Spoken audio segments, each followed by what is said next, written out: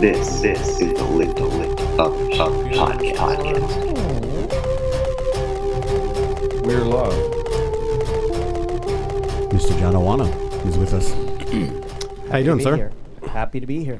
How you doing? Thanks for having me. Oh, absolutely, man. It's been a pleasure the last day and a half hanging out with you and getting to know you. It's been a while trying to keep it together and waiting for you to get here.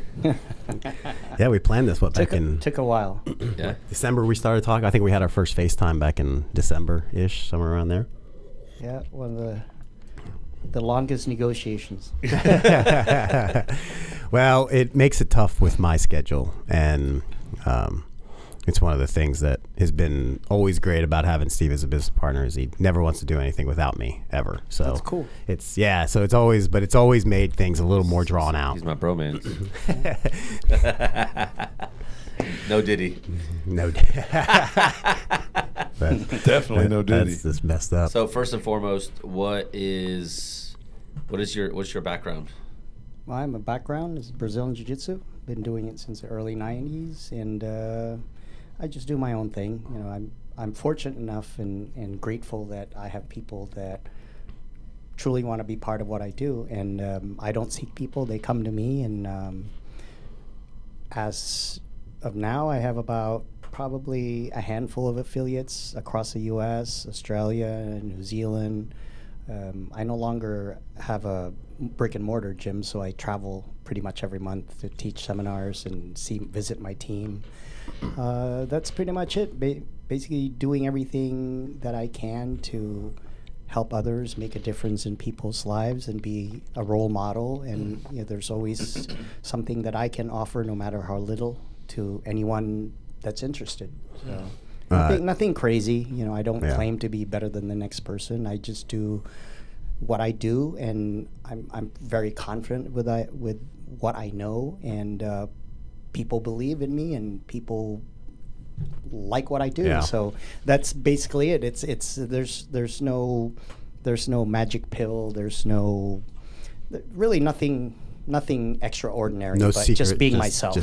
Well, I told before when you were still out there in the gym, Steve and I were talking, and I was like, that's just the one thing that's been very enlightening about hanging out with you the last day and a half, and just you're just yourself. And it's not, you would think that it would be normal, but in this industry it seems to not be the norm for a lot of people, you know. Right. Or maybe there's no hidden agenda. or maybe it is a norm, and maybe the people are being themselves and they're just not true people, you know what I mean? Like real people. yeah, they're just not real with themselves even, you know what I mean? True. So, and I don't know. Like I said, I'm not trying to say everybody's that way, but Right. it doesn't seem to be the norm a lot. I think everyone has different personalities. Everyone has different ways of looking at life and how they deal with things. And you know, I've been around long enough, and I've spent a lot of time with so many great people. I've learned a lot of lessons, made a lot of mistakes, and I just in recent years I've decided that I'm going to continue doing what I'm doing and just be the best I can, and do what I can to help others. And like I said, it goes back to people wanting to be around me and do what I do and appreciate what I have to offer. And then, like I said, it's nothing big, it's nothing elaborate, it's nothing crazy. It's I'm just trying to be the best person I can, as normal as I can, and some people like it and some people don't. So I tell people that come to train jiu-jitsu and said, I'm looking for a place. Listen, this place may not be for you, it may be for you.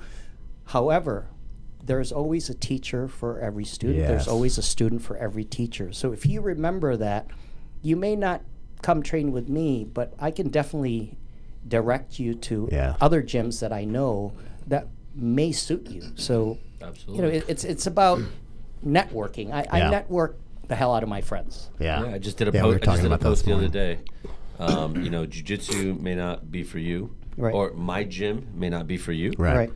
but other gyms may be for you. Oh, And absolutely. there's There's different personalities, different atmospheres, different, like cultures, different, so like all those blend. We've even had into- students come in here and they're like, hey, you guys are too competitive, or you guys are Right. just training too hard. Listen, you can go down the street. There's a lot of academies around Right. here. Go shop, go check it Right. out, and see what's right for you. Yeah. That's what I tell people. I mean, go to a gym. Don't even call them. Just show up. Check the schedule. Show up. If they allow you to try class, and just pay attention to what you want. Yeah, it's like I think you and I talked about it yesterday, and we were talking about it's like it's like dating. You don't marry the first girl No. that you date, No. right?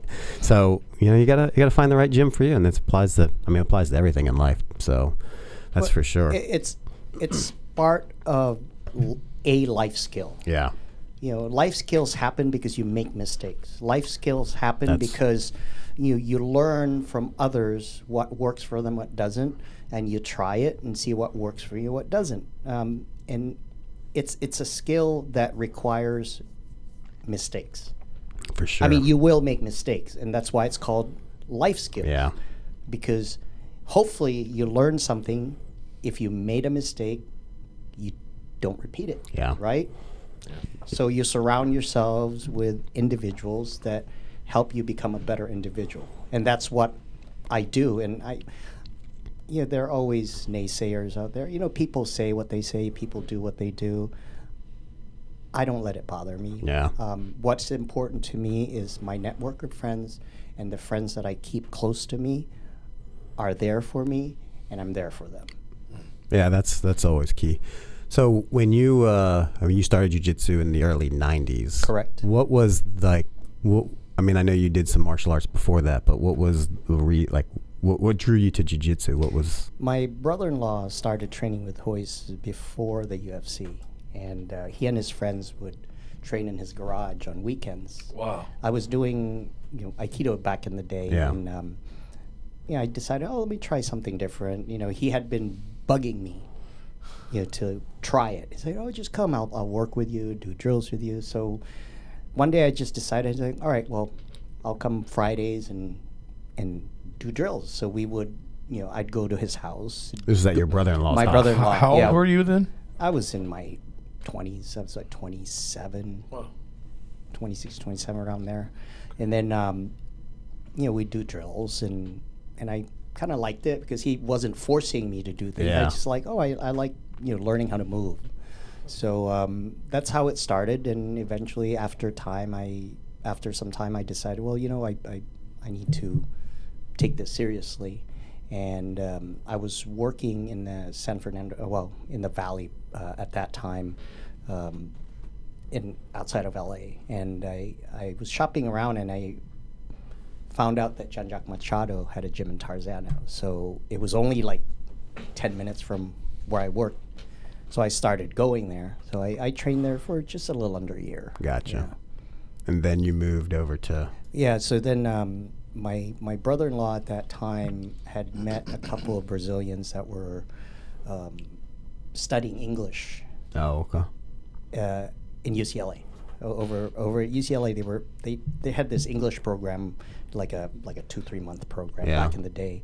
So they were a couple purple belts, and one of them was a purple belt under Carlson Gracie, and then so my brother-in-law senior, yeah. So my brother-in-law had a training partner who was going to UCLA, and I think there was a jiu-jitsu club at that time. I think it was run by one of Hickson's students At the UCLA? at the UCLA campus. Yeah. So he went there. He would show up every once in a while, and these two Brazilian guys stopped by, and they met, talked, and all that stuff. And he told my brother-in-law about it, and there were like about 5 of them that would train on Saturdays and Sundays for like 2-3 hours at a time. And they all agreed, say, hey, why don't you ask them if they'd like to come over and they can teach us and train with us, and we'll take them to dinner, we'll show them around, that kind of stuff. Mm-hmm. Just to hang out, give them some pocket money and that kind of stuff. And so sure enough, that's how it started. So, Gotcha. That's so cool. So to this day, those 2 guys are still my friends. And you were still a white belt at the time? I was a or- white belt yeah. at that time, and one of them's Marcelo Hertz. He is Helio and Gracie's brother-in-law, so he runs the Helio and Gracie Doral gym. Yeah. And he's been my friend for a long time, and I still talk to him to this day. That's awesome. And he was the one who introduced me to Carlson Gracie. Gotcha. So and Gracie had a location at that time, or no? It was what happened. They were going back and forth in my brother-in-law's house, and back in '95, that's when he heard that Carlson Gracie was opening a gym in Westwood, just outside of UCLA campus. So he said, "Oh, my master is here, and I want you to meet him." Blah blah blah, this and that. And I just like, well, back in the day, it's like, oh, hoist, right? Yeah. Because he fought in the UFC. Mm-hmm. So he said, I live in the area. I live like 3 miles from UCLA. So I said, sure, I'd meet him. So I met him, and my life changed. And I became his first student, and I spent a couple years with him. He lived in my neighborhood. He lived like 4 blocks away. Oh, gotcha. So I spent a lot of time with the old man. We would watch black and white fight videos. He would, with his limited English, he'd tell me all his students. That's awesome. He had a wall of VHS tapes in his apartment. So I'd pick him up, drive him home, and hang out with him, and I became really close to him and spent a lot of time with him. And then ended up, he wanted me to compete. I said, no, I just wanted to teach. I want to learn. I want to train. So I said, just I want to do whatever I can to learn to become a better teacher. So, awesome. And the rest is history. Yeah. That's cool. And so, at some point in time, you decide that you're gonna start making gis, and yeah, I got tired of. It was back in the day. It was very difficult to find gis. yeah, You had the atamas back in the day were very expensive, and it was very difficult to get them. People had to bring them in. they were all from Brazil, right? Yeah. So Was vitamin and minerals as well? No, this was way before. Way before. It was Atama and Krugans. Atama and Krugans. Those are like the only ones that They were the biggest names back in the day. I'm sure there were probably others, but yeah. So that, and I just decided, well, I'm going to try to. I got tired of spending a lot of money on it. Back in the day, it was very expensive. Mm-hmm. So I said, I'm going to do my research. I spent 2 years traveling, going to different trade shows, different factories, and eventually I started, opening my business, and I started selling online, and I started with my friends. yeah. My first model, Carlson Gracie Sr. and Jr. Marcelo Alonso, all those guys. Yeah. So John owns Ouano International, and I mean, now you make the gauntlet of fight gear, and I'm a mom and pop yeah, kind of business. I've been around since 1999. that's the official. That's officially how I started, but 2 years prior to that, I spent a lot of time doing research and development. Almost 25 years. I've been around a long time, Yeah. and I've as I get older, the more I realize that what do I really want in life? I've had the opportunity to make a lot of money, but I found that what's important to me is being happy. Yeah, for sure. So, at one point I had probably 4 employees. I made a lot of stuff for others, and I just decided I'm going to just do enough and be happy. Yeah. And so if it's something that stresses me out, I just won't do it. But I do a lot for my friends. My friends will know. My Yeah. friends that know me know what I do for them. Yeah, for sure. I will make stuff for my friends and not even think twice about it. And I don't expect loyalty, but I know that they care. Yeah. So their loyalty is the friendship. I'm not the jealous type. I don't like, that person's wearing this, wearing that. A good example is my friend Leo Vieira. Many of you out there that know me in the last couple of years probably have heard me talk about my friend Leo all the time. I tell my friends, Leo Vieira saved me. I was at the time of my life was like, I left the gym. I was depressed. Basically, I was hopping around my black belts gyms just to train, and Leo and I had been trying to reconnect for years. He would message, "Hey, you want to go you want to go here for a camp with me? And I said, I'm busy. I'm doing this, doing that. And he found out that I no longer have a gym, and I'm just hopping around. So he messaged me and said, hey, come to the gym. Come see me. Come visit. And it took me a while, and then eventually he said, I'm coming over to visit. So I visited him, and mind you, we haven't seen much of each other in probably over a decade, because he's busy, I was busy. I walked in just like that. It's like I just spoke with him yesterday. Yeah. And we talked for a long time, and he said, do you have your gi? I said, yeah. So get your gi, we're gonna train. So that was the start. And after we trained, I was like, oh man, thank you so much. You really, it felt good to be back, and felt good to be training with you again. And he goes, you're my friend. I love you. I'll do everything I can. If I'm around, I will train with you. And that was the beginning of that. We would start training once a week for a few months. And eventually, at one point, he and I would train 3-4 days a week. Oh, wow. That's insane. I would walk on the mat with my camera. I would put it on the corner, and he and I would have a corner at his gym, and he and I would just train and giggle and laugh and make fun of each other. And while his competition team is training on one side of the mat, and the rest is just. We just made our friendship stronger. Yeah, that's awesome. And so I would make stuff for him, and even though he wouldn't ask for it, I'd just give it to him. And after that, I would help his students. I would help some of his students that needed gis. It's like, here, I don't want anything in return. Leo has done so much for me that I will do what I can to help you. Yeah. And it's been a few years, and I'm really happy. And we still message each other.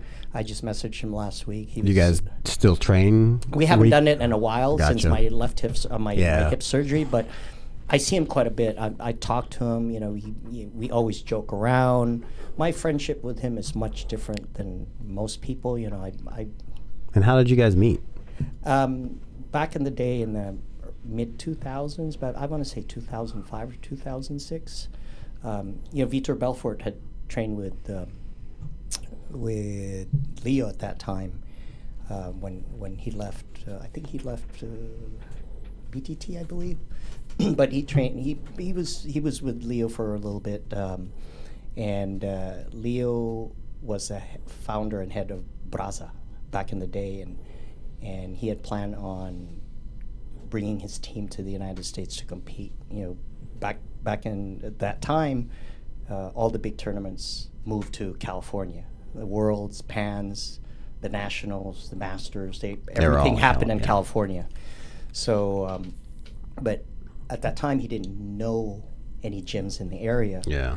So one of my friends, who was also someone like managing Vitor, he said, hey, Leo Vera's coming to town with his team, and he needed a place to train with his team before the tournament. And I said, I didn't even flinch. I had never met Leo, but I knew of him. I basically just said, sure, he can come. He can train here. I'll close the academy from noon to 4 the entire time he's in town. No strings attached. We just want to jump in and train every once in a while. And that was the start of our friendship. Yeah, that's cool. And I was his first sponsor in the United States when he officially moved to the United States. And we had been friends ever since. That's cool. So when he first, that was before Checkmat, huh? Right. Oh, way before. And we've been friends ever since. A lot of my former students are training with him right now.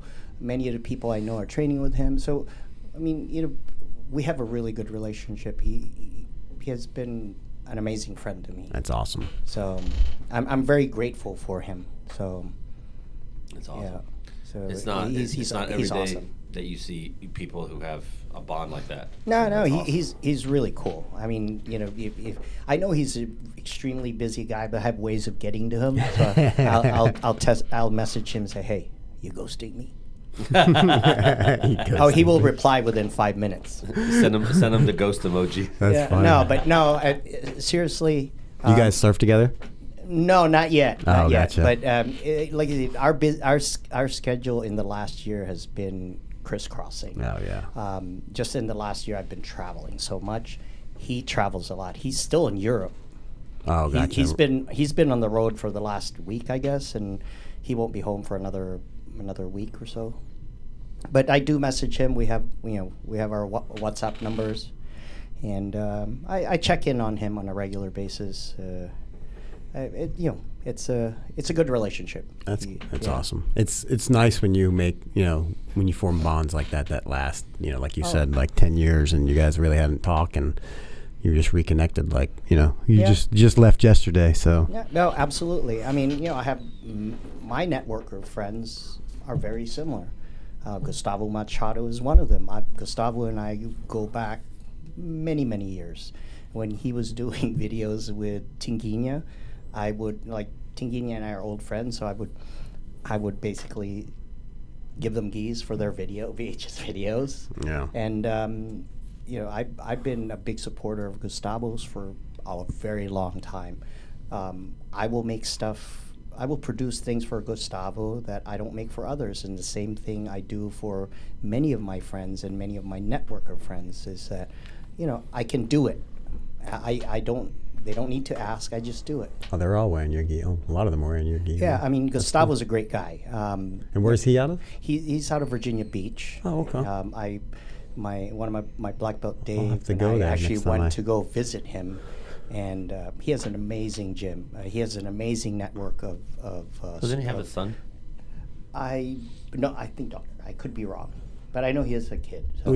I'll have to go there because I go to my Norfolk area? Yeah, my mother-in-law lives there. No, and so I send people his Yeah. way. I mean, Have to go people train that with him. come to me, I always tell them, hey, I know this person personally. Tell them I sent you there. Yeah. Or is it just go check him out? You either like him or you don't. I'd send you to David Kaidesh, but he's a bit of a ways from you. That's in Fredericksburg. I mean, it would still be a little bit of a hike, but Fredericksburg is where we tie up when I'm on the Virginia end. Oh yeah, go see Dave. We tie up there, Go so. see Dave for sure. Yeah, you can go High Road. You can go to E9. All the E9 guys are with me. Colton Smith. Yeah, Colton. Yeah, and Richard Krasinski. They've been with me for years. You go to just outside of Belvoir. You have Art Suave, the Marino brothers. Yeah. You have Seth Karen and the Paganos in Maryland. I love Tara and Mike. I have I'm really grateful for my teammates that are there for me. Yeah. Whenever I go visit them, I always have a really good turnout. I get to spend a lot of time with them, have a lot of fun. It's about having fun. Yeah, that's like, if you're not having fun, why Right. What are you doing? It's like you said earlier too, like about finding happiness in life, and like if it's not. Look, I'm not getting any younger, Right. And I'm not going to waste my time dwelling over what coulda, shoulda. I'm doing it now. I'm going to make a difference now. I'm going to be the best person I can. Now, it's not always going to be perfect, but I do make the time to assess myself and The self-reflection is important. I think Yeah. that's one of the best lessons I've learned in the past probably 2-3 years. Yeah. Since we left Elm, was not letting things get to me, not letting things stress me out, Yeah. not letting things eat me alive. I mean, I blew up. I was 289 pounds, man. But here we are now. Yeah. No, and I mean, self-reflection, and that's always one of the things that I've for a while struggled with that, like in terms of just trying to please everybody, it's like, and I'm like, then I realized that like these people just aren't doing anything for me. Like they're Right. not, they're just in my life, and Right. they're not causing me either drama or stress, or like Absolutely. why am I worrying about making that person happy Right. when they're not doing anything to help my personal journey in life? And it sounds greedy, but at the end of the day, it's about you. It's Right. about your journey, about your growth, about your progress. And in the Marine Corps, we use an acronym called WIFM.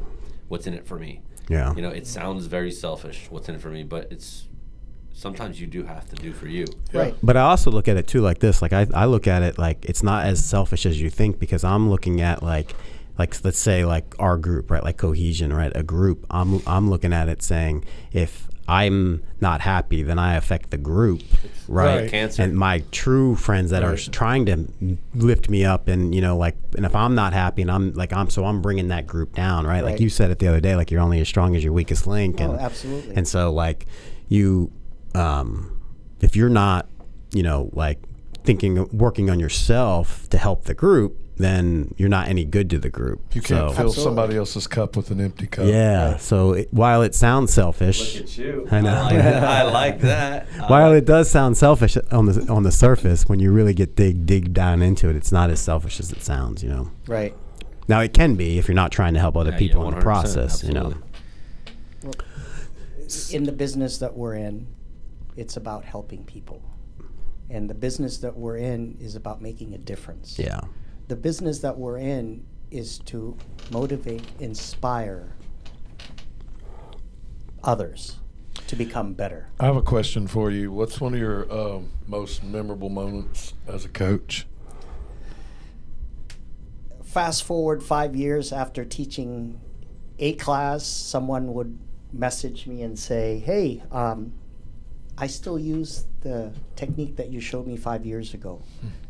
So the greatest achievement of a coach is the people that you've helped throughout the years message you and thank you. Fast forward years later. Yeah. Oh, yes. The That's greatest awesome. the greatest satisfaction is them still continue to use what you taught them, and they're happy with it. And it's not about anything fancy. It's about the simple things, as we talked about earlier, is like hand placement, hip placement, knee things like that. There's no one particular person. It's an overall result of the work that we do as coaches is time, and you really have to put the time in. Yeah. Yeah. The what you were saying, like about that, like 5 years, like and I think I told you this yesterday or the day before, like my journey has switched a lot since becoming an owner. Like I get so much joy out of coaching and watching, like you being up there winning double gold. Like I get so much joy like out of that, watching people that come and trust Steve and I with their journey to be members of this, and to watch them succeed and do things, like especially in the kids class, and they go up there, like Kira, like last tournament when she went up and she's like, I'm gonna go win gold for Coach Josh since he's not here, like that's the best. like That's that. awesome. It was, and she did. She went out and she won gold, and it was like, so he calls me and he told me that after she went out and won gold, and it's moments like that really are way more inspiring than anything that I've done personally in my personal jiu-jitsu journey. True. So you started Ouano International officially in '99, and this is going to be rehashed because we talked about it this morning, but I found it very interesting, more so on the amount of like work that you put into developing the UFC, the MMA gloves that were used in the UFC after the I just had a brain fart. The brothers took over. Fertitta Brothers. Fertitta Brothers, thank you. And touch on that a little bit, like the work, the research, and like what your thought process was in like developing those gloves too. Well, I had started working on producing bag gloves, where you can use to hit the bag and use to grapple. So I'm just playing around. I had bought a sample of a glove that was widely used, and I just sat down, gutted it, and tried to see what I can do, remove a few things, add a few things, and that's how it started. Yeah. And, it just so happened it was around that time when the Fertitta brothers bought the UFC, and they asked Big John, gave him the task to find a company that would work with them to produce an official MMA glove. Yeah, because before that it was like just use whatever, right? Yeah, they were. I think they were using Boxergenics. Some were wrapped hands, so there was no inconsistency with the type of gloves that they wore. Some had gel padding, which is, I think it's still illegal because it's really heavy. Yeah.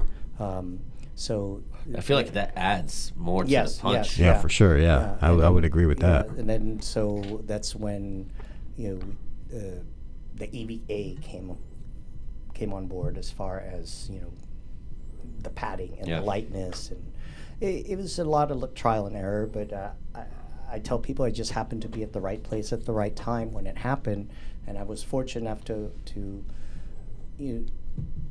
think ahead and say, hey, look, I have the opportunity to come up with something.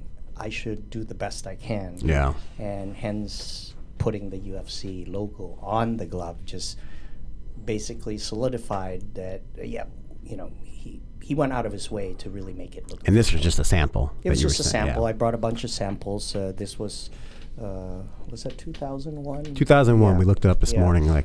So there was it was supposed to be for the second UFC event, which was held in New Jersey. Yeah, I think that was UFC 31. I think looked that up. So Big John basically, when he called me and we had a conversation, and he said, well, I just want to let you know that there's going to be Atlantic City. A handful of other companies that we've approached, and you're one of them, and blah blah blah, this and that. So I said, okay, well, do me a favor, send me the official logo, and I'll make something, and it'll make it yours.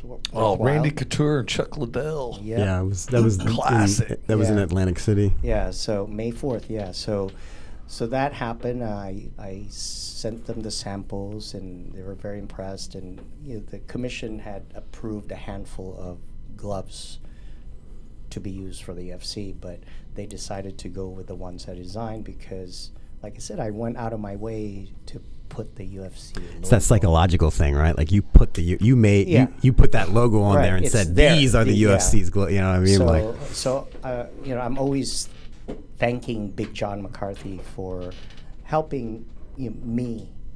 When he made he made that decision. It's like, hey, look, I'm going to ask to have you be the official gloves, and that was it. He gave me a call and said, welcome to the UFC, and that was that. And met the Fertitta brothers, met Dana White, and we had a good 8.5 year run. I'm very, very thankful for the opportunity to work with them, and and I still produce gloves these days. I still continue to produce the official gloves of King of the Cage. It's been over 20 years, and I still make it. From the first design, like when you first took that one off and cut that one glove up and everything, how many variations till you got to there had been a few, different prototypes. It was the finger openings. They were just bare leather on the tips, and probably many will argue that they did this, they did that, but I can tell you exactly how I made that change. Is when Vitor fought Randy and scraped his cornea, right? Oh, shit. Remember? Yeah. I called Dana and I called Big John and said, I'm going to fix this tomorrow. So it was a simple fix. I basically added piping on the tips of fingers. Gotcha. The rounded edges? Yeah, it's basically... like a little piece of foam or something in there? No, it's just a piece of pleather. Then you basically stitch around the opening, right? So it's smoother. Okay. So it's a piping. Gotcha. Piping. So and that was that. That was the fix. And then it wouldn't get, Yeah. So it you could still get scratched, but it made a difference. Yeah. And that's how I did. And then I started putting it on the opening of the palm. The original. It probably won't be on the quarter. The music. Oh. The original official gloves came in two different styles. One was with the finger hole with the strap across the thumb from the index finger to the base of the thumb. And then the other one was completely open. So fighters had the opportunity to choose which one they wanted. Oh, so there were two variations. There are two different variations, open palm or the one with the thumb sleeve. Gotcha. With the thumb hole.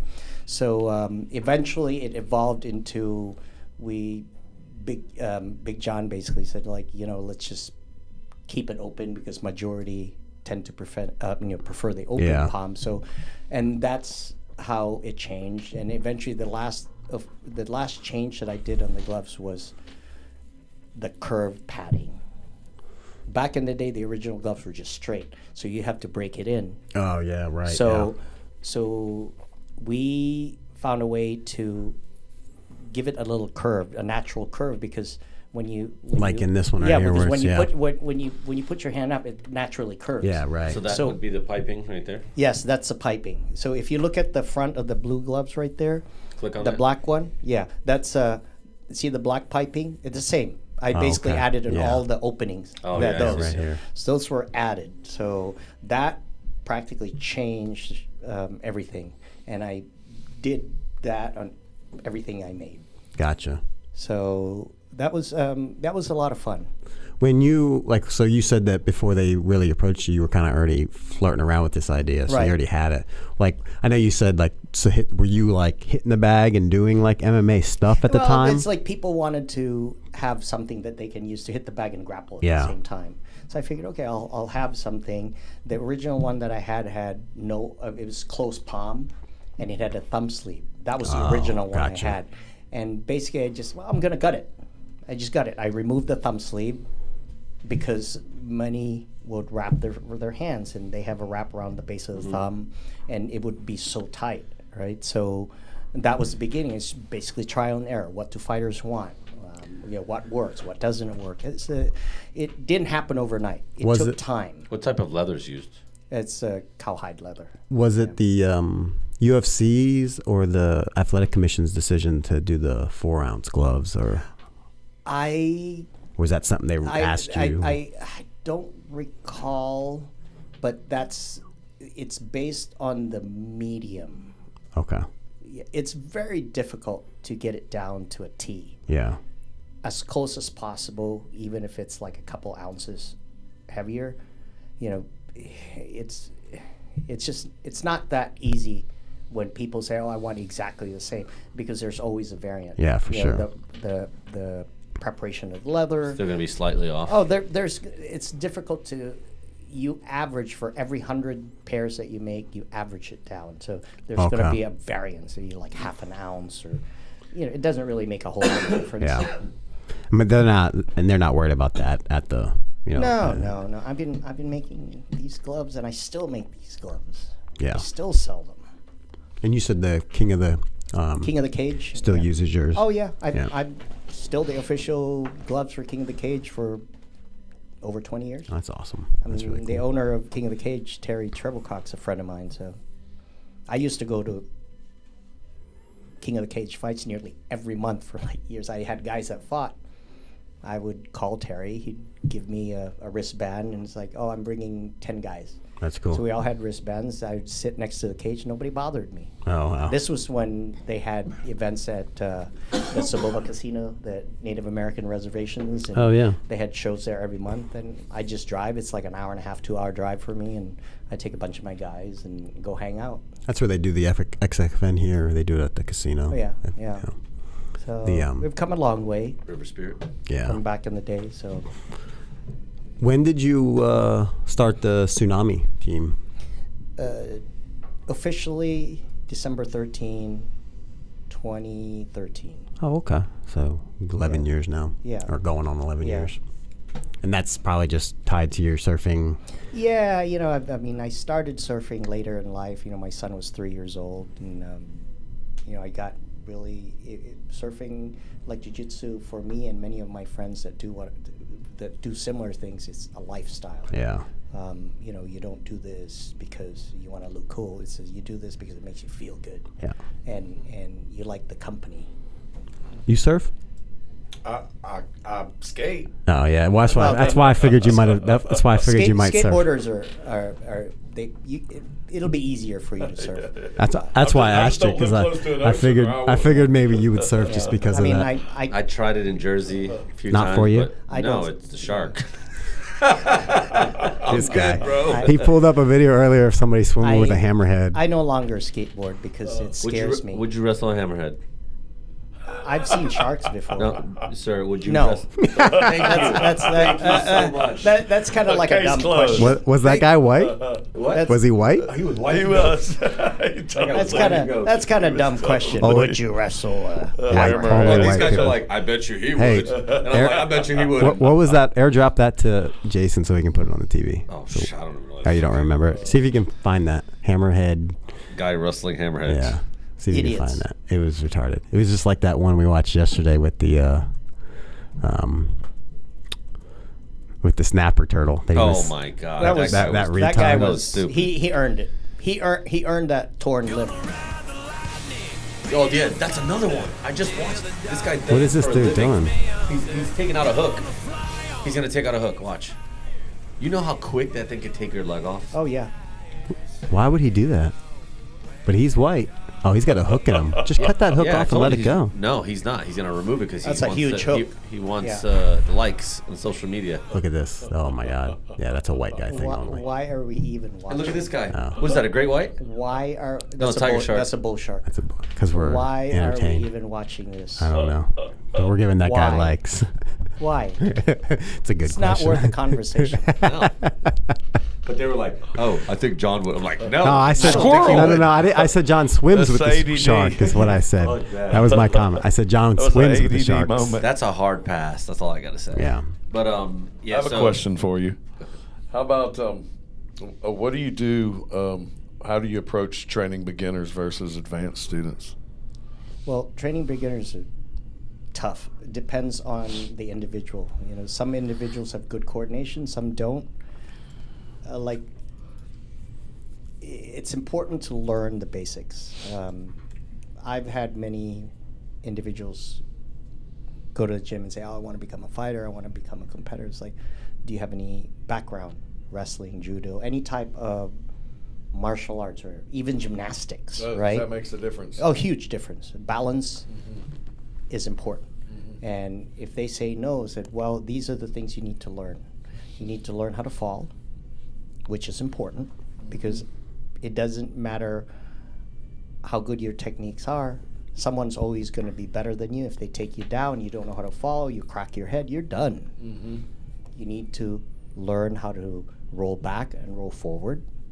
All right, these things are important in order to be a good grappler. You need to be able to learn because you need movement. Hip movement is key. If you have no hip movement, focus on that.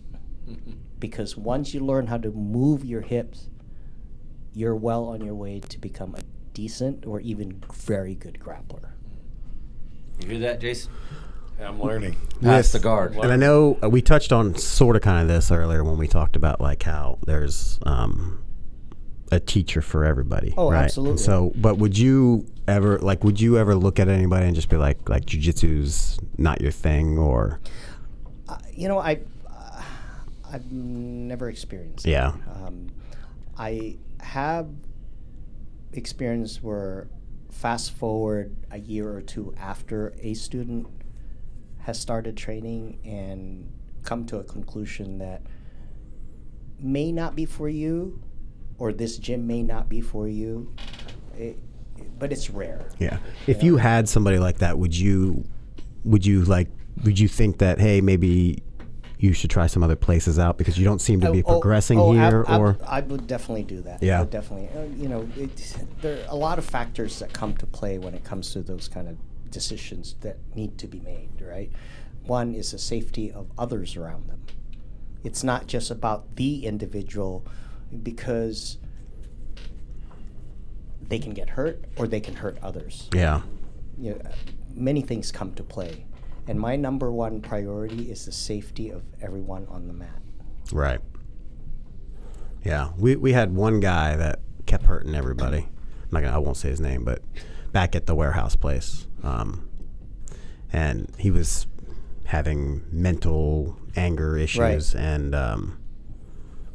we asked him to basically Right. take care of himself and Right. maybe Well- try some other places. And if you come back, There's there's always a place Yeah. for someone out there. Yeah, so I was just kind of curious if because sometimes you look at someone and you're like, man, you're showing up all the time, but you're not you're not getting it. It's like what's the barrier here? It comes to mind. Yeah, There are things that you think You just don't say. Yeah. Yeah, and I was And just, it's you for know, the best. Yeah. Oh yeah. Because sometimes, the truth hurts, but it can be very painful for It others. could be a domino effect. Because Yeah. Steve and I have this conversation too. Because sometimes, like, for me and Steve, and even him, and you too, I'm sure, jiu-jitsu is a passion, right? And so, but at the same time, Steve and I are trying to run a business here, Right, absolutely. right? And so it's like there's that line where you're like, okay, well, that's a paying person, and from a business perspective, you don't want to lose, No. the income. Oh, absolutely. Unless they're endangering other Right. people, or I mean, There are many things to be considered when it comes to making the decision to let a member go. Yeah.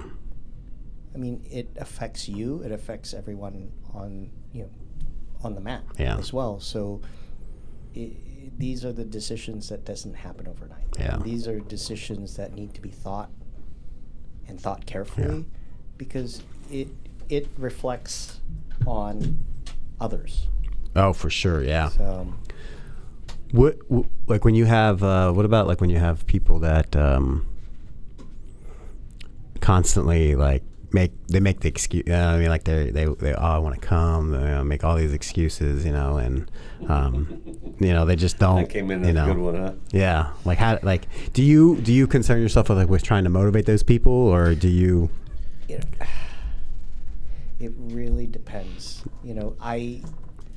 I do the best I can to encourage students to train on a regular basis. I know that life happens, family, work, mental drainness. A lot of things come to play when it comes to why people don't train as much. I can only do my best to motivate them to train consistently. Yeah. Outside of that,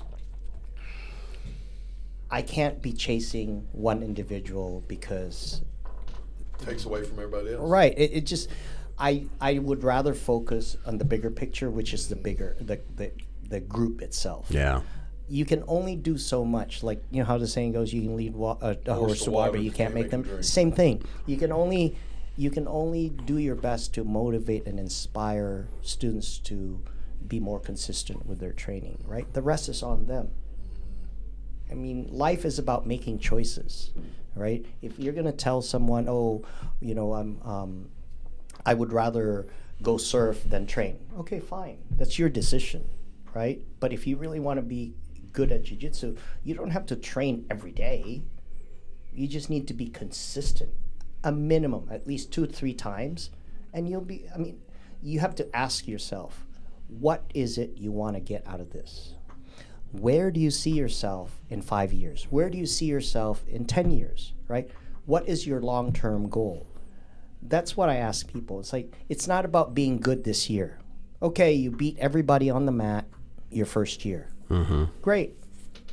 Now what happens? There's no one to beat. You leave because you're bored. Go test yourself at a tournament. Well, okay, you're so good at everything you do, tournament, whatever, right? I've seen people get to the point where they were so talented, competition on the mat, that they ran out of ways to win because they've beaten everyone, right? And they quit. So what do? I mean, nothing you say will make them stay. Right. Right? So I tell people, learn to pace yourself. You have to ask yourself, what are your goals? What do you aspire to become? Do you want to become a better person? You want to use jiu-jitsu to learn more life skills to help you off the mat and besides on the mat? There are a lot of things why people do jiu-jitsu, personal, whatever, right? I don't force it on people. Yeah. But if you're going to pay a couple $100s a month, why not find a way to motivate yourself? If your coach can't motivate you, you need to motivate yourself to show up. Yeah. Because jiu-jitsu is one of those things in life that requires physical action. You need to act on it. You need to think about it. You can't just think about it and not, thinking about it I've had people who say, "Oh yeah, I do jiu-jitsu, blah blah blah, this and that." I can tell you in about 2-3 minutes if you do jiu-jitsu or not. Without them telling you. No, I've had people come to my class. Oh yeah, I'm a brown belt. And it's like, really? Okay, cool. You can wear your brown belt, whatever you want. Like, you don't roll like a brown belt. Only to find out later that they lied about it. Yeah. Like you can lie all you want. The maths won't lie. They never. Right. And it has nothing to do about you beating people. It's about you moving. 1 + 1 always equals 2, right? I don't claim Shoe to be. polish. I don't claim to be an amazing grappler. I can grapple. I'm not great at it, but I can grapple. Right? I don't go around. I can beat Steve. I can beat this guy. That no. I can grapple. That's all I can say is I can grapple. I get my butt kicked all the time. I roll with guys 20 years younger than me. But I'm in better shape than most guys my age. Yeah. That I guarantee. Mm-hmm. That's what I always tell people. I tell you I might not be good at it, but I'm telling you one thing you're not ever going to do. You're never going to outwork me. Because it's the one thing I can control. I tell my guys all the time, like, you might be smarter than me, you might be able to lift more than me, but I'll tell you right now, you're never going to outwork me. Right. Because I can control that. Right. I can control my attitude. That's what my dad taught me. You can control your attitude and your work ethic. Everything else, smarts, all that. I mean, you can get smarter at that. So that's just by studying and stuff. But there's always people smarter. There's always people, but you can control your attitude and. It's called experience. Yeah. Experience. You don't get good overnight. You hone your skills. You will tap so many times. Work on your craft. Oh, you're gonna tap until you figure out. You're gonna tap it Why? in jiu-jitsu way more than you tap people out. Oh, absolutely. Like that's just the math, right? Like that's the way it adds up. But there are individuals out there that just do not like to lose, whether it's training or just having fun. I mean, they Violet. just don't. Yeah. Violet So- can't stand to lose. Yeah, I but I don't- think for a kid, it's important to learn. I think if they learn it young, they learn how to appreciate it. use. Right. It's the guys that start later in life that have never learned to lose. I think that's one of the reasons I think jiu-jitsu is so healthy for kids, because they learn how to lose, because there's going to be people better. They become humble. You know? Yep. Yeah. Like there's going to be someone that shows up that's better. There's going to be someone that shows up that, taps them out, or they're going to, like Violet, prime example, right? She wins 3 golds, but she lost one. She lost the one match. She gets silver, right? So that's important. Starts clenching her. She'll always be respectful and good sports. Good God. John's destroying our studio. I'm good. There we go. I'm good. That's too funny. He took too many steps today. You're on steroids over here, destroying the mounts and everything. I have a question. Go right. What advice would you give someone looking to make a career in jiu-jitsu, whether as a competitor or a coach? Man, that's deep. Train. That's deep. Train, learn, travel. Learn the culture. Learn as much as you possibly can from as many people as you possibly can. You need to develop your own style and system of doing things. And like I said, it takes time. It takes time to find the right role model, and it takes time to find the right group of individuals that will help you get to where you want to go. And it, like I said, you will make more mistakes than you will know. You'll find out the hard way, right? You're going to make a lot of mistakes, and hopefully you'll learn from those mistakes. And mistakes is what makes you a better individual, because that's how you hone your skills, right? It's a skill, but it's not for everybody. People's skills is something that some people have the gift of being a people person, and some individuals hone their skills to become that individual. I'm a people person, and in the last 30 some odd years, I have developed myself to become a better person by being a people person. So I learn from others, and I talk to people, and I said, hey, what'd you think? Did you like that? Did you like the approach? How can I make myself better? I mean, you've got to be able to accept criticism. Feedback. I mean, it's important, right? Especially when it's a productive one. Yeah. Did you think in '93 that like this was going to be a career? No. At what point? At what point did you like figure out? Okay, I can do this for as a. When my confidence in teaching went up. When did you start teaching? Oh, I was a blue belt and I started teaching. Started teaching at blue belt. I started teaching.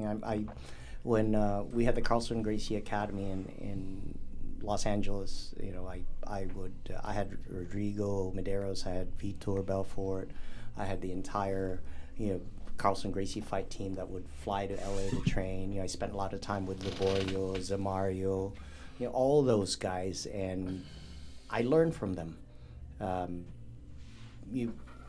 I made a lot of friends from other academies. So there's really no one specific individual that I can say that, oh, you know, this person made a huge difference. It's a combination of all my friends. Yeah. That made me who I am. If you could leave somebody with advice in jiu-jitsu, what would you leave them with? A message, anything. Don't quit. Don't quit. Be consistent. Stay humble. And just be the best person you possibly can. Because you're going to need the person to your right, the person to your front, the person to your left, the person to your back to help you be a better person, a better grappler, a better individual. But you have to find the right people that can help you. Yeah. You have to surround yourself with people that will help you become a better person. Even though, you know, some of them may tell you otherwise, you have to learn to accept the fact that people have opinions, and you take their opinions and see what you can do with it, right? Oh, it does make sense. You know, I need to be a better listener, or I need to look at individuals in the eyes when I'm talking to them, or stuff like that, right? Everyone's different. Some people can have a conversation without looking at someone. They look at the, the toes. They look at the ceiling. Yeah, I can't do that. I mean, it's not. I'm not talking about staring at someone when you're talking to them. Yeah. Just glance. You know, Right. make eye contact. You know, look around, but make eye contact. I mean, it's really important. That's a big respect thing for me. Oh yeah, it's there's a difference between staring and glancing. Mm-hmm. Yeah. For sure. Yeah, staring is Definitely. another story. Yeah. Staring becomes weird. Like, Creepy. you're like Right. But seriously, you just need to find the right people that will motivate you, inspire you to be better. That's pretty much that. I mean, I surround myself with many great individuals. What's your favorite position in jiu-jitsu to play? When I'm not stuck. It depends who I'm rolling with. that's like Do you have a go-to or a Um, go-to series or anything like that? I used to do a lot of wrist locks. That's like And I've been doing. You can ask Crazy Tim Crater out of Louisiana. where I'm not stuck Keep is your like the hands away. same. You heard that? Keep your hands away from. That answer where I'm not stuck is like the same answer when you ask your coach, like, how do you get out of this? And he's No, like, well, don't don't get in get that- there. don't get Yeah. there. Don't get there. Don't get to in that begin with. position. Don't end up being pinned. Right? But I get pinned. Well, find a way not to get pinned. I mean, that's pretty much that. I mean, no, I don't have the last probably decade. My focus is not about just the submission, but Just the to roll focus is more. about movement and rolling. I see it. I don't force it. I tell people, you know, like I spend a lot of time doing flow rolling. When I train with some of my black belts, I just like, listen, I don't want to get hurt. I can't get hurt, but I will roll with you. When I was in New Zealand, most of the guys I trained there were bigger than me.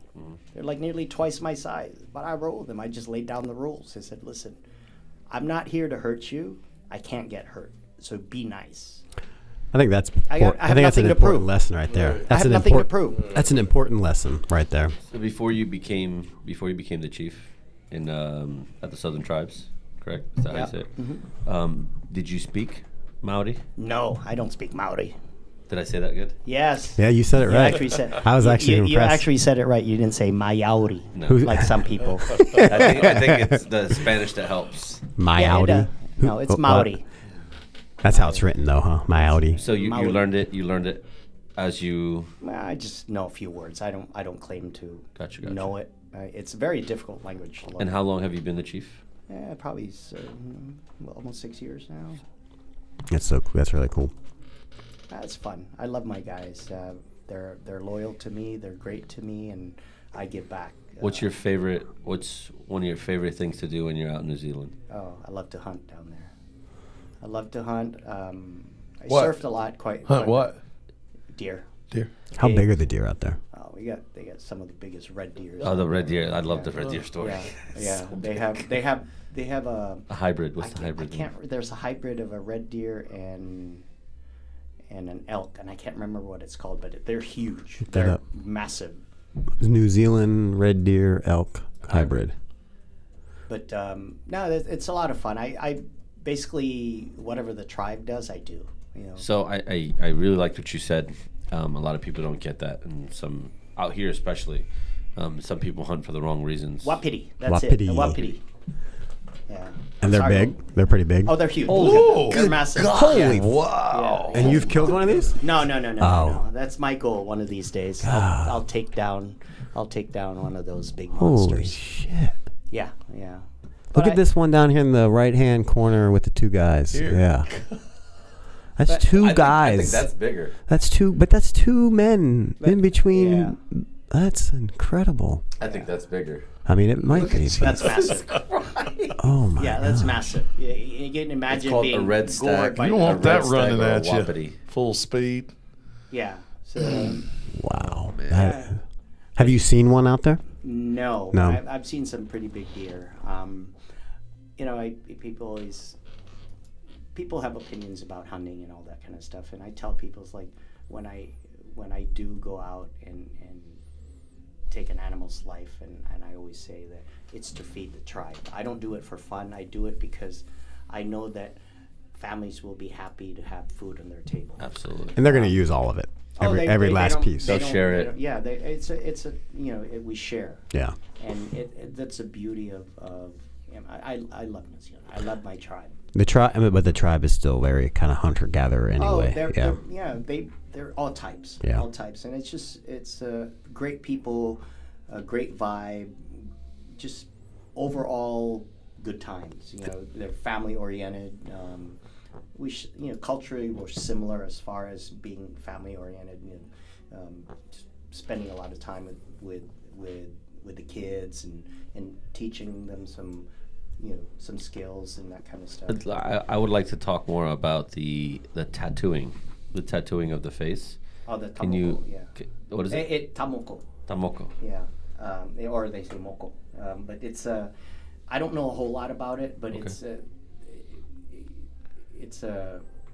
there's a lot involved in it.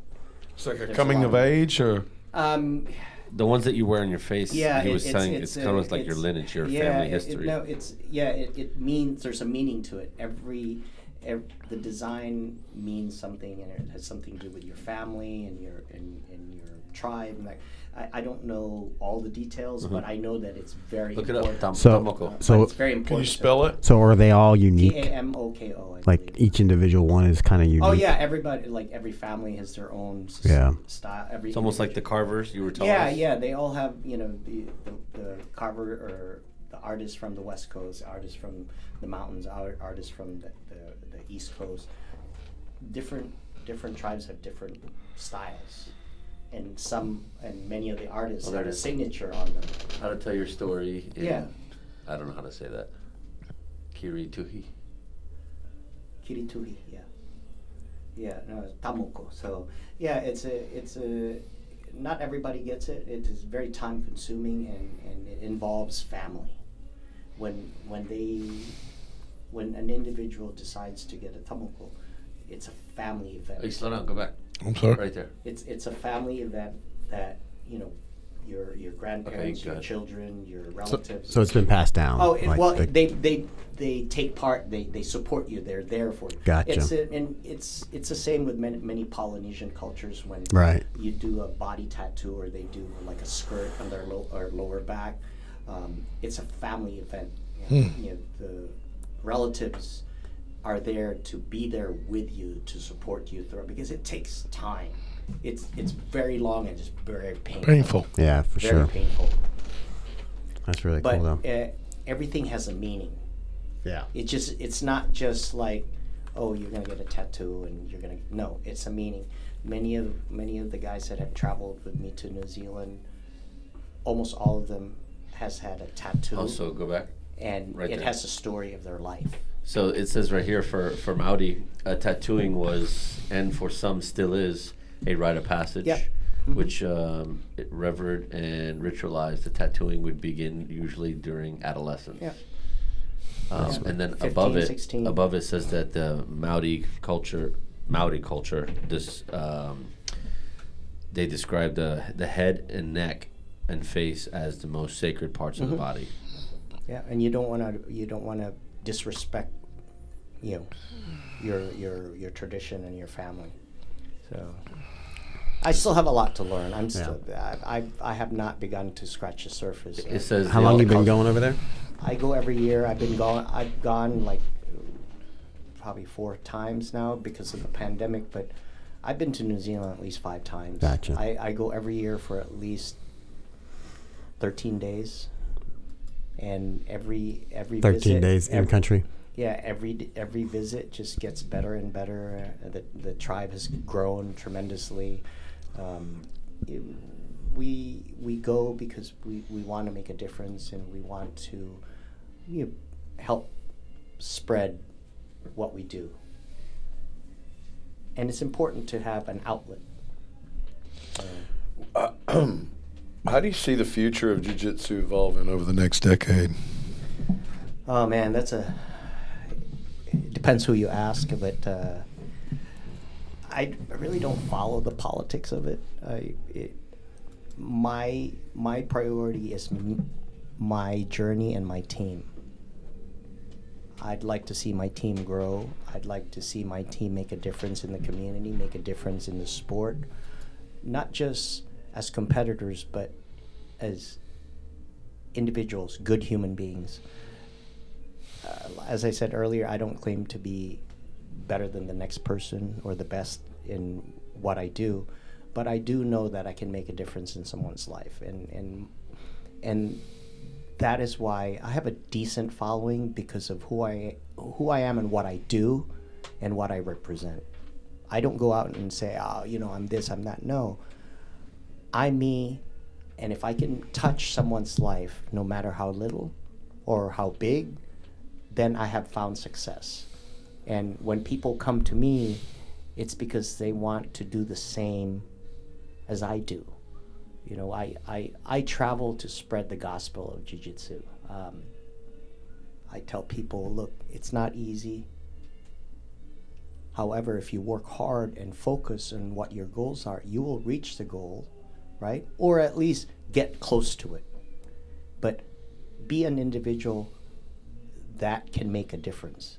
Without you helping others, you're just another person that's good at jiu-jitsu, right? You can beat everyone else. But I tell people when I travel and teach seminars and spend time with my team is I touch lives. I make a difference by saying, hey, look, if you're just nice to this person, you'll be surprised what comes your way, right? Because then people will talk about, oh, he's really nice. He talked about this or that, and it really touched me, and it made a difference in how I think and how I act or how I do things, right? And the greatest happiness is people coming to me and saying, I learned so much from you in the last few years that I've become a better person, or that's what makes me happy. And that's what I want to see, the growth of jiu-jitsu. It's not, competition's good, it's great, it's good for you, you want to test yourself, that's awesome, right? But for me, it's about what do you want to get out of life? Jiu-jitsu is a tool that you use to better yourself and to better others. It's not about me. I'm around because I surround myself with individuals that truly believe in the cause, of what I do. Yeah. Right. When I started Tsunami, it was just me and like a handful of guys. Right now, I mean, I don't even know exactly the numbers of my team, but I know is I have at least a handful. Yeah. I have a handful of affiliates in Australia, a bunch in New Zealand, and a bunch across the United States. And that stems from what I do for the community and what I do for the sport.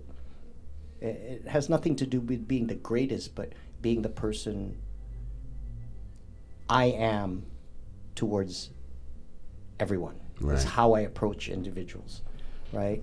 It's not about, I'm the baddest. No, I can make a difference in someone's life just by saying, put your hand here. Did that change? Yes. Then I have made a difference. Yeah. Right? So I don't know what others think or what they see or where they think jiu-jitsu will be in the next 5 years.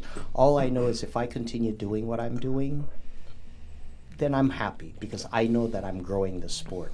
Well, I'm going out there to tell and inspire people, to motivate them to try to train more and to try jiu-jitsu. yeah. Well, speaking firsthand, I'm going to say that if you keep doing what you're doing the next 5 years, jiu-jitsu is going to be in a better spot than it is now. Well, yeah. And that's just firsthand getting to know Right. you like the last 2 days, just from personal experience. You're a stand-up guy, and I think that's a great spot to just end it for the Yeah, podcast. we're at an hour and 10. And I mean, been a pleasure having you on, and I'm looking forward to tonight watching you teach and tomorrow be as fun. well. And I'm Oh, super thanks for excited. having me. Yeah, oh, it's absolutely. always Happy to pleasure. be here. It's been a great couple of days, and Yeah. looking forward to the next day of with you guys and whoever shows up. Heck yeah, it's and awesome. then to top it off with some range time. Yeah, you That was guys. fun. Yeah. So Shout out to Monkey Tape. Also, if you're in the market for a gi or looking for some gear, check out Ouano International. Check them out and enjoy. shout out to Redcon 1, Spot On Plumbing, and I think that's the rest of our sponsors. Huh? And you got to Anything sign the you wall. got The any- 6 foot, And yeah, the 6 the foot 6 cop. foot metal cock. Yeah. All right, gentlemen. You guys have a good night.